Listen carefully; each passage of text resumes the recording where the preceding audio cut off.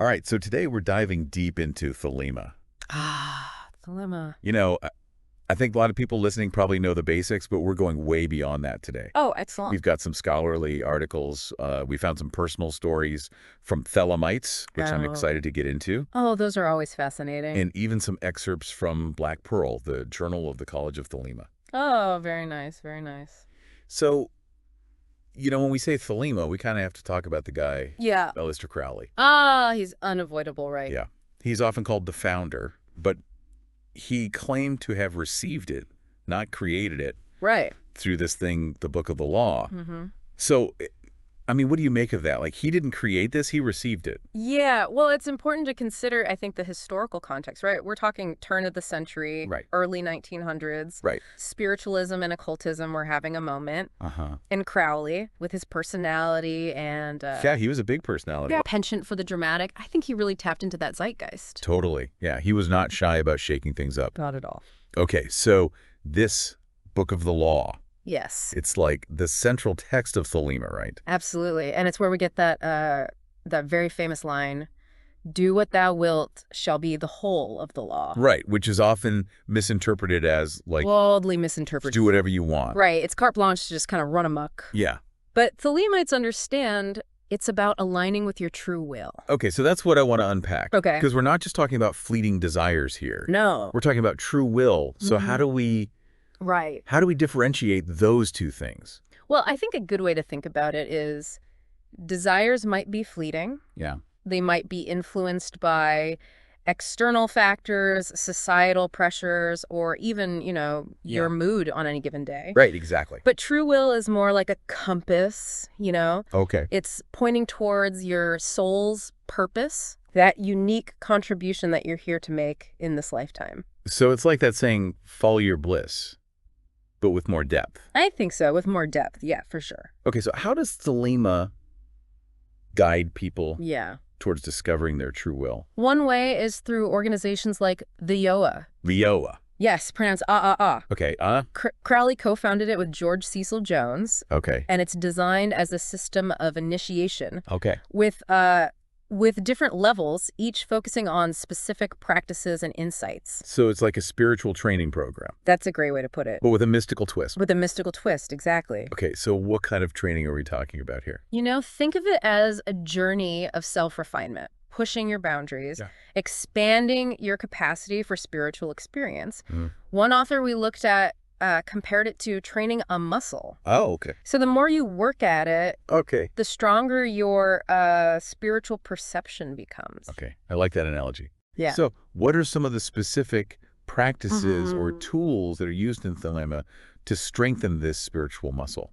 Well, get ready for this one because it's a little controversial. Yeah. Sex magic. Okay, I knew this was coming. Yeah. Sex magic. Yeah. When I hear that, I immediately think of... Sensationalized media portrayals. Yes. Yeah. So what's the reality of it in Thelema? Well, Thelemites use sexual energy Uh-huh. as a catalyst for self-transformation and spiritual evolution. Okay. It's not about hedonism. It's about harnessing that very potent energy for personal growth. Okay, that makes sense. Yeah. So we've got sex magic and we've got... Yeah. It seems like Thelema is all about working with powerful energies. Yes. Both internal and external. Yes. Another concept that comes to mind Yeah. is Kundalini. Yes. So what's its role in all of this?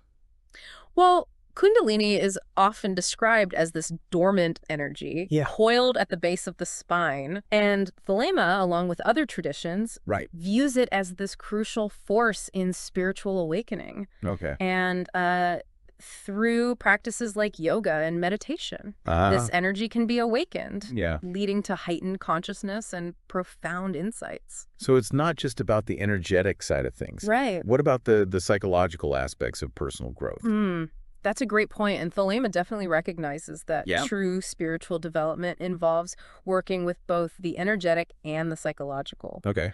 One of the articles we reviewed Yeah. really highlighted the importance of exploring the subconscious mind Okay. for achieving happiness and psychological well-being. So our inner world is just as complex as the outer world, Absolutely. and they both need attention. I love that, yeah. So it's almost like getting to know another side of yourself Yes. that usually operates behind the scenes. Behind the scenes, exactly. So how does Thelema recommend we work with that part of ourselves?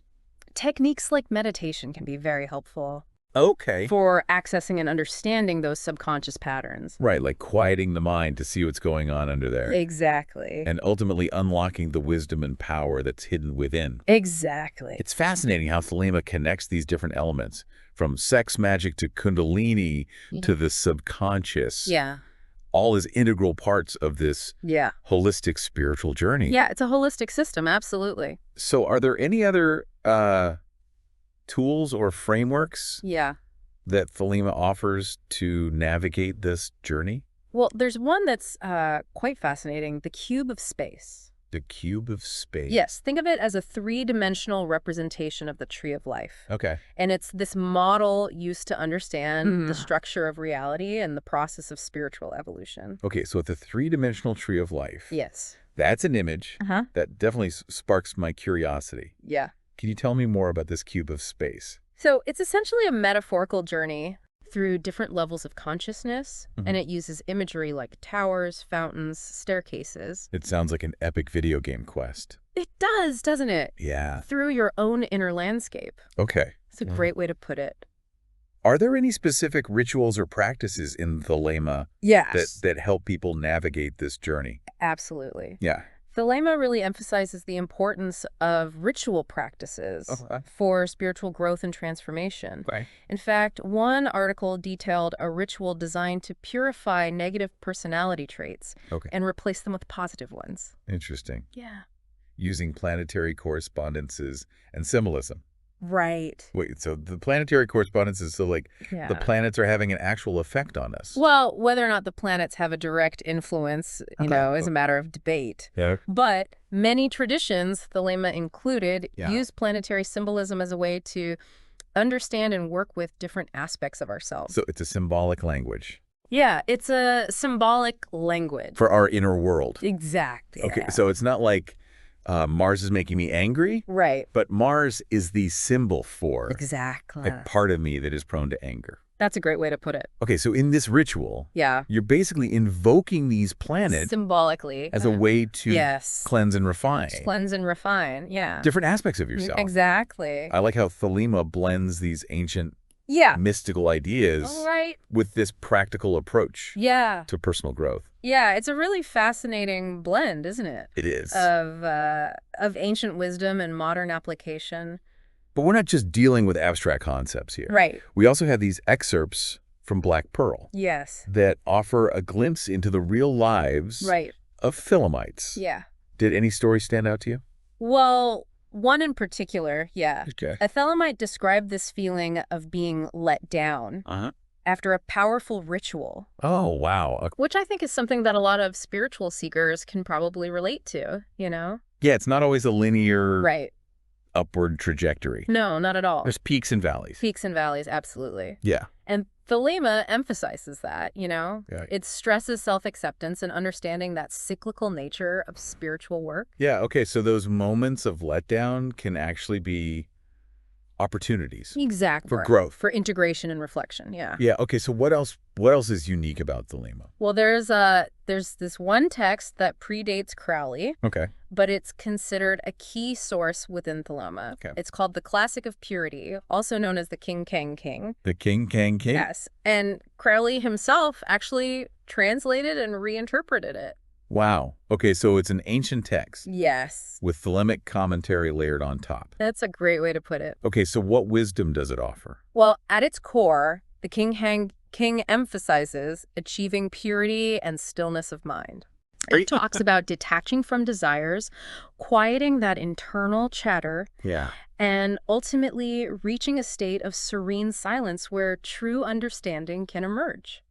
That sounds both incredibly challenging and appealing Yes. at the same time. It is both. It's like decluttering your mind to make space for real wisdom. for genuine wisdom. Yeah. How does this idea of mental purity Right. connect with all the other concepts that we've been talking about? Well, that's a great question. Yeah. And it's something that we're going to explore more deeply Okay. in the next part of our deep dive. All right, I'm ready. We'll delve into Crowley's unique interpretation of the King Kang King Uh-huh.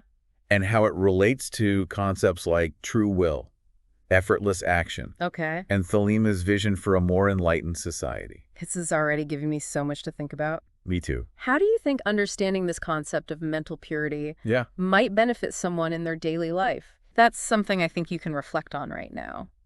Yeah. How might clearing that clutter of desires and distractions help you hear the whispers of your own true will? That's a great question. Yeah, it's something to ponder. Yeah, food for thought. Food for thought, for sure. All right, we'll be back after a short break Sounds good. to continue our exploration of Thelema. Can't wait. So before the break, we were talking about mental purity Yes. and how it connects to Thelema. Yes, absolutely. It's a concept that really resonates with me, especially in our modern world, I agree.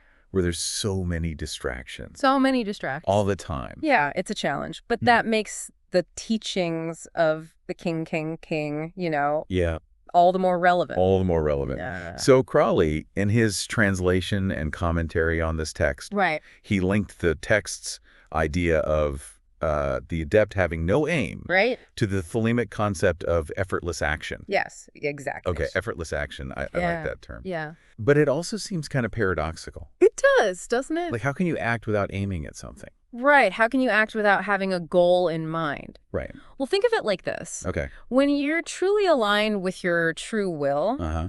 your actions flow naturally Okay. without force or struggle. Okay. It's not about being passive, Right. but rather about being so in tune with your purpose Uh-huh. that action becomes almost instinctual. So, like, when you're doing something you love Yes. and you get into that flow state Exactly. You're in the flow. where time disappears. Yeah. You're not even thinking about it. It's just Yeah. effortless. It just clicks into place. Yeah. Exactly. That's a great analogy. And Crowley saw this connection between effortless action Yeah. and another interesting concept from the King King, Okay. concealing your magical power. Oh, yes. Concealing your power. That seems so counterintuitive. It does, doesn't it? Like, if you got these great skills, why wouldn't you want to share them with everyone? Right. You'd want to show them off. Right. Yeah, like, look what I can do. Yeah, exactly. But Crowley's interpretation was Right. different. It is, yeah. So he argued that those who truly embody the Tao or the true will, Mm-hmm. they don't need to flaunt their abilities. Okay. Their power is evident Mm-hmm. in their effortless actions, Okay. their alignment with the natural flow of things. I see. It's a quiet confidence, you know? Okay, so it's not about hiding your talents, Right. but about letting your actions speak louder than words. Exactly. Actions speak louder than words. Yep. It's like a saying, Yeah. still waters run deep. I love that. That's a great, yeah. True power doesn't need to make a lot of noise. Don't need to brag. Doesn't need to brag. Exactly. So Crowley believed that those who are constantly striving or showing off, Right. they're still attached to ego. Okay. But the true adept has transcended that need Yeah. for external validation. Right. They don't need to prove anything You don't need to prove anything. to anyone. Exactly. They've already arrived, so to speak. Yeah, I like that. Yeah. Okay, so Crowley also saw this connection Mm-hmm. between the King's warning Right.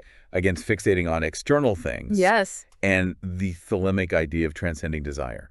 Yes. Uh-huh. So he wasn't saying suppress all your desires, No, not at all. but understand them. Understand them. Uh-huh. Don't let them control you. Exactly. Don't let them rule you. Yeah, so it's about finding that Yes. inner that balance inner balance. That's a great way to put it. where you're not constantly chasing external gratification. Yes. Yes. And that inner balance, Yeah. Crowley argued, is directly linked to the mental purity that the King emphasizes. I see. Okay. So by purifying your mind of distractions and attachments, Yeah. you create space for true understanding and Right. spiritual insight. So it's all connected. Effortless action, concealing your power, transcending desire, and achieving mental purity. It's all part of the same journey towards aligning with your true will. Okay, so for someone who's new to all of this, All right. it might sound a bit overwhelming. It can be, yeah. Where do you even begin? Yeah, it's like, where do you even start with all of this? Right. Well, that's where those practical tools and practices Yeah. that we discussed earlier come in. Right. Meditation, for example, can Mhm. be incredibly helpful for cultivating mental stillness Okay. and becoming aware of those subconscious patterns. So hitting the pause button, Hitting the pause button, right? exactly. That constant stream of thoughts. Yeah, quieting the mind, becoming the observer. Yeah, and then Thelema also offers those ritual practices. Yes. That as a is way to access right. and work with Uh-huh. different aspects of your being. Exactly. And remember that purification ritual we talked about? Yeah, the one that uses the planetary correspondences. Yes, the one for transforming negative traits into positive ones. Right. That sounds like a very practical application Very practical application, yeah. of these principles. Exactly. And even simple self-reflection can be a powerful starting point, you know? Okay. Take some time to identify those traits you'd like to purify and those you want to cultivate. It's a step towards greater self-awareness. Yes, absolutely. Which is essential for any spiritual path. Any spiritual path, for sure. So it seems like Thelema offers a variety of different tools Yeah, it does, yeah. and practices that people can use Uh-huh. to tailor their own Exactly. their own unique journey. Yeah. So it's not one size fits all. It's not a dogma, it's a framework. Yeah. Yeah. That empowers individuals to find their own way. That's one of the things that I find so unique about Thelema, that Yes. it blends together elements from different traditions. Yeah. Western esotericism, Eastern mysticism, Right. ancient Egyptian practices. It's both ancient and modern. It is, yeah. Spiritual and practical. Absolutely. Were there any other personal accounts in the Black Pearl excerpts Oh, yeah. Let me think. that illustrated how these concepts actually play out in the lives of Selamites? Well, aside from that story about the letdown after the ritual, Yeah. I was really struck by how Thelemites seem to embrace the challenges and the Right. setbacks that come with spiritual growth. Okay. It's not about achieving some perfect state of enlightenment. Right. It's about a continuous process Uh, of learning, evolving, and becoming more aligned with your true will. so it's about the journey, not the destination. Exactly. It's about the journey, not the destination. That's a message that resonates with a lot of spiritual traditions. It does. It does. And I think it's really important to emphasize that. Yeah. It's okay to not have all the answers. Right. It's okay to stumble and fall along the way. Yeah. What matters is getting back up and continuing the journey. I also am curious about how Thelema views Yeah. the individual's role Mhm. within society. Right. Does it offer any guidance on how to live in alignment with your true will, Uh-huh. but also be A responsible member of society. Yeah. That's a great question, and it leads us to another really key aspect of Thelema that we haven't fully explored yet. It's social and ethical dimensions. Oh, okay. So it's not just about individual enlightenment. Mhm. It's also about how we relate to one another Right. and contribute to a greater good. So it's not just about you. Exactly. It's about us. It's about the collective. How your actions impact others. Absolutely. So this brings us back to that often misunderstood phrase, Yeah. do what thou wilt shall be the whole of the law. Okay. But remember, it's not about selfish indulgence. Right. It's about aligning with your unique purpose Uh-huh. and living in a way that's true to yourself, Okay. which ultimately benefits the collective. Right. Because when you're living in alignment with your true will, Yeah. you're naturally going to be You're going to be contributing contributing in to a the positive way. to the greater good. To the greater good, exactly. So how does Thelema address the inevitable conflicts Right. that come up when Yeah. people are trying to live in accordance with their true wills, especially when those wills might clash? Well, that's a great question, and it's something we're going to explore Okay. when we come back from the break. All right. We'll be right back. And we're back, ready to wrap up our deep dives into Thelema.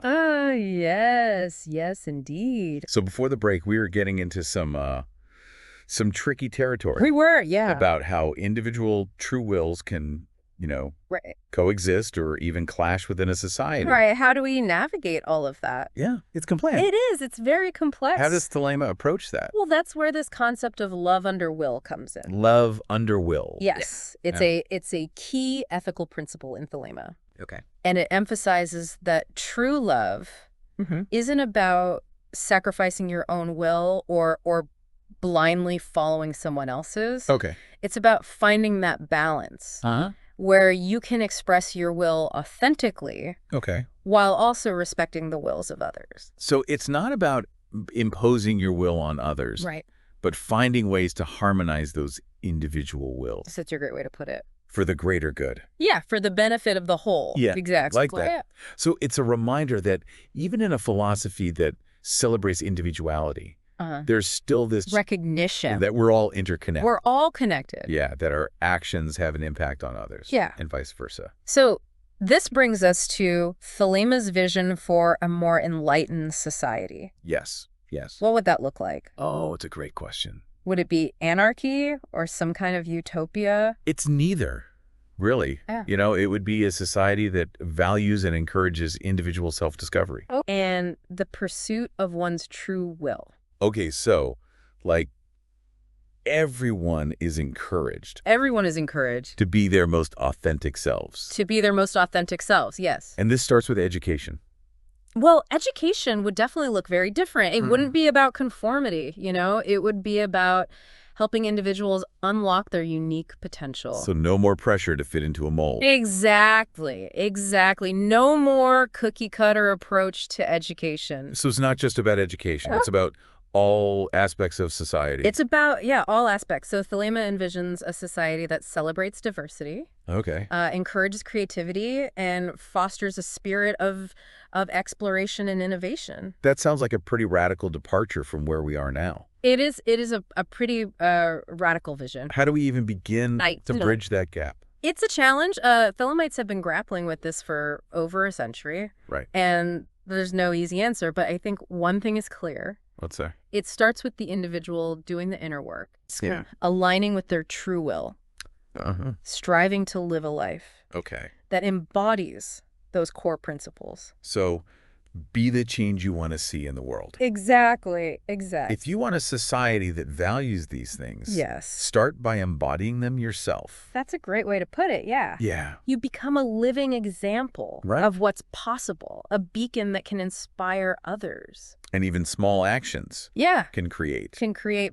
big waves. Yeah, I like that. It's empowering to think that we don't have to wait for a perfect world to start living our true wills. We can start right now. Right here, right now. Right here, right now. With the choices we make. Exactly. And how we interact with the world. Yeah, with our everyday actions. So maybe by each doing our part, we can contribute to creating a world that's a little more aligned with Thelema's vision. That's the hope, isn't it? It is. A world that celebrates individuality. Yeah. And fosters that spirit of harmony and love under will. So there you have it. We explored Thelema's origins. We did. Key concepts. Ethical dimensions. And even got to peek into the lives of some Thelemites. Some real-life practitioners. I don't know about you. Yeah. But I'm feeling inspired. Me too. To learn more. Yeah, it's been a fascinating journey, hasn't it? It has. And I hope it sparked some curiosity in our listeners. Yeah, if something resonated with you, dig deeper. Do some research, yeah. And see how these concepts might connect with your own life. Connect the dots. The beauty of a deep dive is that it's just the beginning. It is. It's an invitation to keep exploring. To keep exploring. To keep questioning. Yeah. To keep diving deeper into that vast ocean of knowledge. Until our next adventure. Yes. Keep those minds open, keep those hearts curious, and keep diving deep. Excellent. Until next time.